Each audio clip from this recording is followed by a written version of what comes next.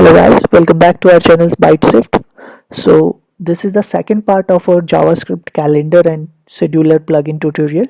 So in our first part, what we had done is we had printed few dates in month and weekdays format. The dates that we have print is within two given dates, that is start date and end date. So this was the first part. If you haven't checked it yet, you can watch it first and then you can watch this second part. Okay, so this is the second demo that we are going to develop today. So in this part, what we are going to do is we are going to arrange the states into a calendar looking format. So this is the format that we are going to develop along with next and previous button. You can browse the entire calendar with this next and previous button. Okay, you can see we have arranged it in a calendar format. So let us quickly move on to the code section of this demo. Okay, so this was the code that we have developed in our first part. We have an HTML file. In this file, what we have done is we have linked the JavaScript file. All the code, JavaScript code is in this file. And then we have a div with ID calendar. And inside this div, we are printing the entire calendar. Okay. So first of all, what we'll do is, at first what we'll be doing is, let us quickly arrange this, do some styling on this part. Okay, so for that let us start with the style tag. So first of all, let us write something for this div id. Oh, the spelling of calendar is wrong, so let us not change it. Okay, width 80%, then margin left and like 10% I'm doing, or 10% I'm doing. Top, what I'll be doing is 60 pixel. Let us quickly move to a browser. You can see that entire thing is shifted. So after that, what we'll be doing is, as you can see in our browser, if we inspect the entire structure, you can see we have, what we have done is, with our JavaScript file, we have made all these elements dynamically. Okay, each this div has got an ID, unique ID with prefix calendar table underscore 1, 2, 3, 4. The entire, you can see for March, for this div it's calendar 3, for this is its calendar table underscore 2. Okay, so inside this we have got our table. Okay, so what we'll be doing is we will be uh, adding a class to this table right here.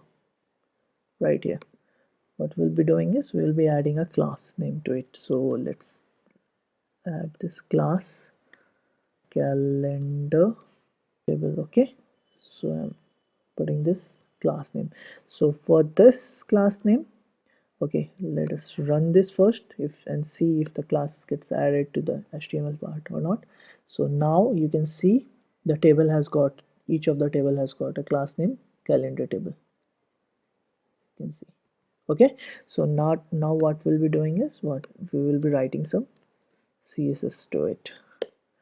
Okay, so let us give a width to it. Let us be 100% width, and let us put some border to it, 1 pixel solid, and the color should be black. Now let's quickly go to the browser and see.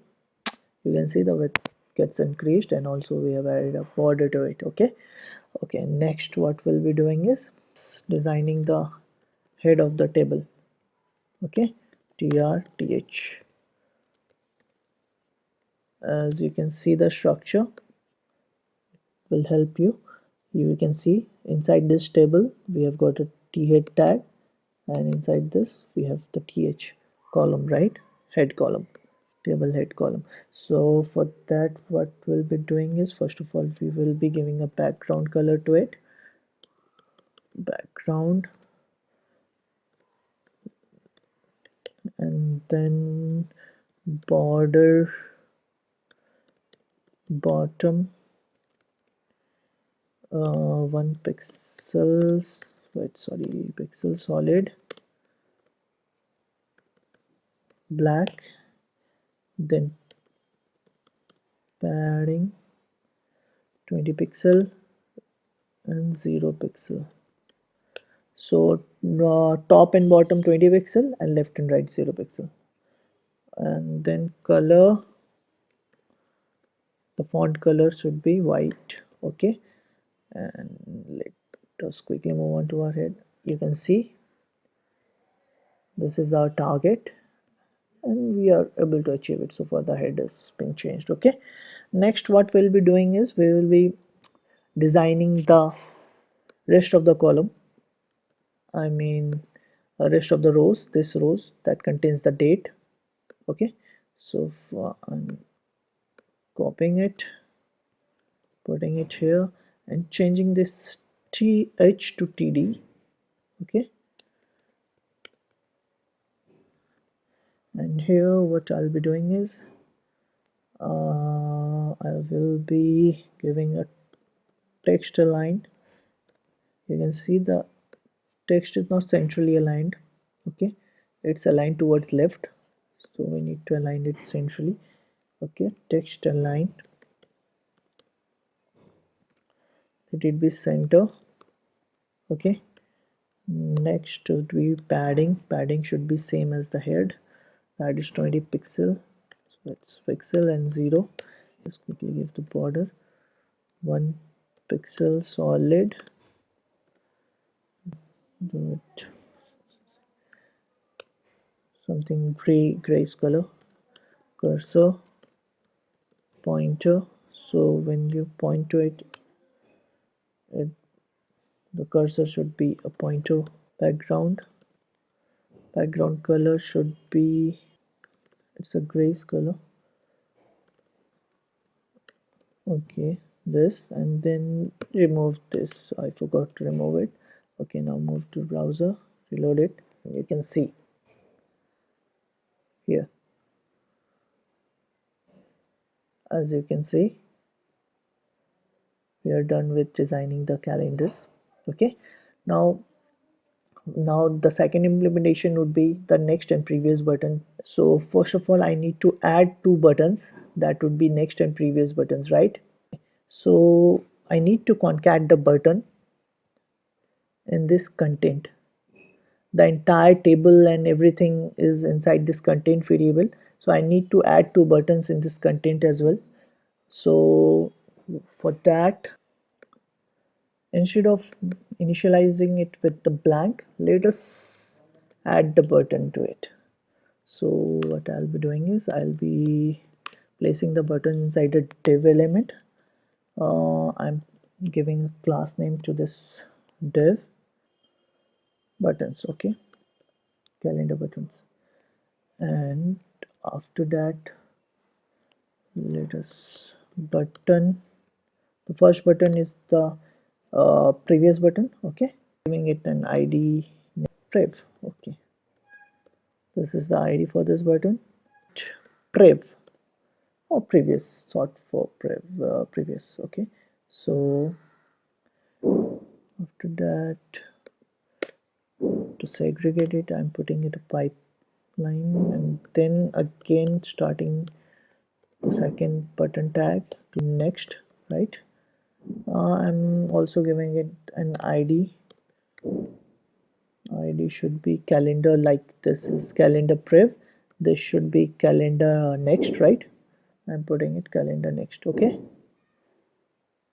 okay, so calendar next, and then I'm closing this div tag, and let's run the entire thing. Okay, as you can see, the next and previous button is right there. Now we need to write some css for it, so let us quickly move on to the style part.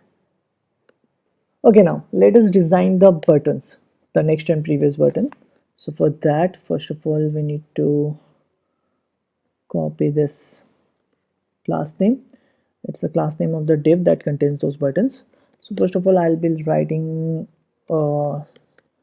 css code to it for this class name, let it be 10 pixel left and top and bottom, and 0 left and right, with 100%. Okay, after writing that, we need to write few CSS code for the button as well. So for that, I'm writing padding 6 pixel, 12 pixel, 6 pixel top and bottom, 12 pixel left and right. Font size should be 18 pixel.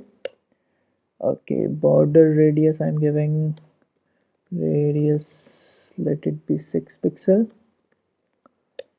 And after that, cursor, let the cursor be pointer.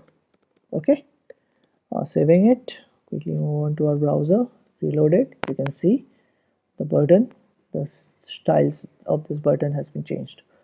Okay, so our next task would be to assign the functionality to this next and previous button. Okay, so for this we need to hide all this other div, means all these other months.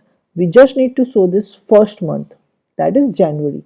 So we need to show the first div, that is calendar table underscore 1, and we need to hide all this other div.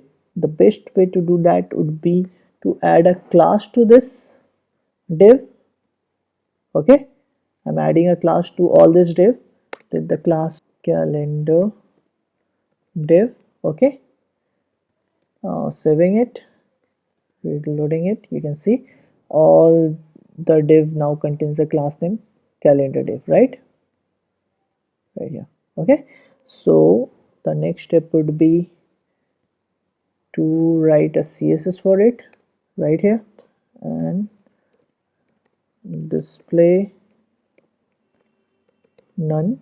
Okay, saving it, and if I run it in browser, you can see the entire div is disappeared right now, all the months, right? So we need to show the just the first div, right? I mean just this div with id calendar table underscore 1, right? So for that, what I'll be doing is this display block. Okay, so if I do that and reload it, you can see all other div is disappeared right now, and we are just showing the first div, that is January. Okay, so after that, what I'll be doing is I'll be attaching a function to this button, right? So I'm adding on click event, I'm attaching a function to it. Let the function be call prev is the function. Okay, and I'm copying it. I'm also attaching another function to this next button, and let that name be call next, just like call prev, call next. Okay, now copying this and going at the bottom, function call prev, and there should be another function call next, right? Next. Okay, so before writing the content for both these functions, I need to initialize a global variable calendar show. Okay, it's a global variable with initial value 1. Okay, so let us quickly move on to our functions. Yeah, right here. So call next, right? So inside call next, what I'll be doing is I'll be getting all the element object.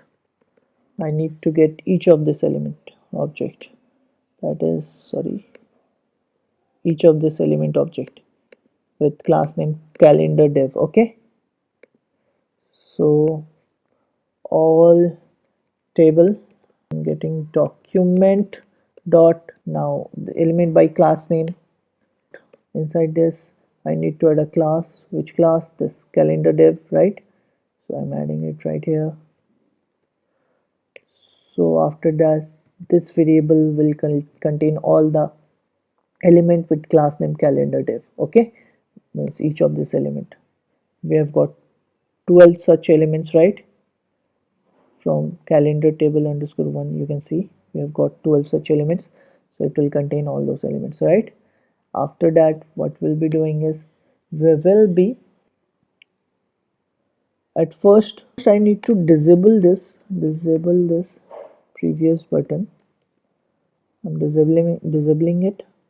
You can see the previous button is disabled now. Okay, so when I click on any of this function like call next or call prev, I need to first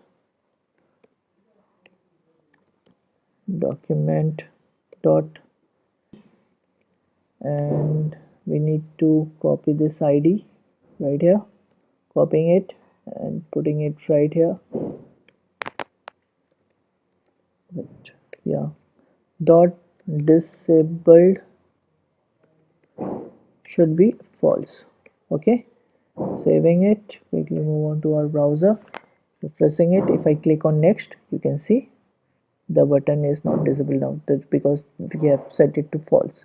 Okay, and after that what we need to do is we need to increment the calendar show value. Okay, so calendar show, the global variable that we have assigned right here, I need to increment it. Let us increment it, and after that what we will be doing is we will be writing a for function inside this let. Okay, so as you can see, so we have got a variable all table, right? So all table contains all the elements, so it's an array which contains all the elements which has got the name calendar div, right? So we have 12 such elements, so all table is an array which contains all those elements, right? So the index of an array starts from 0, so it goes up till this array's length. Okay, when the value of I is less than array length. Okay, plus plus. Okay, inside this loop what I'll be doing is I'll be copying this variable, and as it is an array we will have to write I. So I first points to the 0 index of this array, then 1 and so on. So dot style display equals to what? Equals to none. Okay, so what I'm doing is I'm disappearing each of this elements which has this class name calendar div. So first of all I'm making it disappear, and then what I'll be doing is I will be displaying the next div which we need to show, right? So for that what I'll be doing is dot get element by id, and that id is what? id, if I can click on this, id is something like this, but this time it shouldn't be calendar underscore 1, it shouldn't be just calendar underscore 1, it should be what? It should be calendar, so the global variable that we have declared right now. So dot same this, but instead of none this time it should be block. Okay, so let us refresh this. Okay, if I click on next, you can see Feb, March, April, May, June, July, August. You can see we can browse the entire month right now. Why? Because each and every time this function gets called, what we are doing is we are incrementing the calendar, so it starts from 1 and so it goes on, right? 2 3, and we have got the id right here in an incremented format, right? 1 2 3 4. So each and every time the next function is called, the all these elements, first all these elements, the display property is set to none. From this loop we are just placing it as none, and after doing that what we are doing is we are taking the id of the next element and putting it as block. Okay, so if we go until like this, as you can see, when it exceeds the value of calendar, so exceeds the element length, we are getting an error right here, and also the button is not disabled, right? So for that, what we need to do is we need to have a check here. What the check would be? Check would be if the value of calendar so is less than or equals to all table dot length. Okay, if it is, then only we'll do this entire thing. Okay, okay, and if the value of this calendar so is equals to all table dot length, that then what we'll do is we will set the property of the next button, this next button, to disable. We will disable this button. Okay, so the value should be true. So I'm saving it, and if I go into our browser, refresh it, as you can see, when we reach December and the button gets disabled, right? No more, there is no error in our page right now. Okay, so in the similar way, we need to write a logic for the previous button right here. I'm copying the entire thing because it would be more or less similar for the previous button as well. Okay, so for the previous button, all that we need to change is we need to change it first. This would be different, and this would be our previous button. Our previous button will replace, and so this would decrement the value of calendar, so would be minus minus for previous button.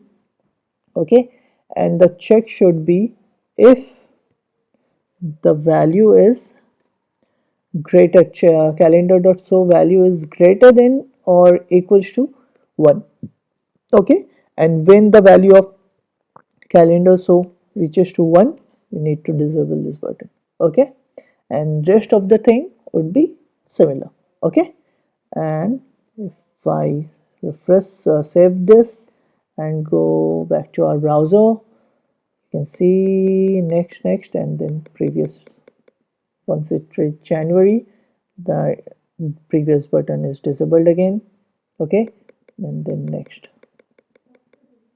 and right here the next button is disabled, right, for December, and for January the previous button is disabled. Okay, so that's it for our second part. In our next part, what we'll be doing is we will be adding an on click event for each of this date. Like if I click on this event, click on this date will get selected. That would be our third part for this tutorial. Thank you. We will see you in our next video. That would be the third part of our JavaScript calendar and scheduler plugin. Thank you.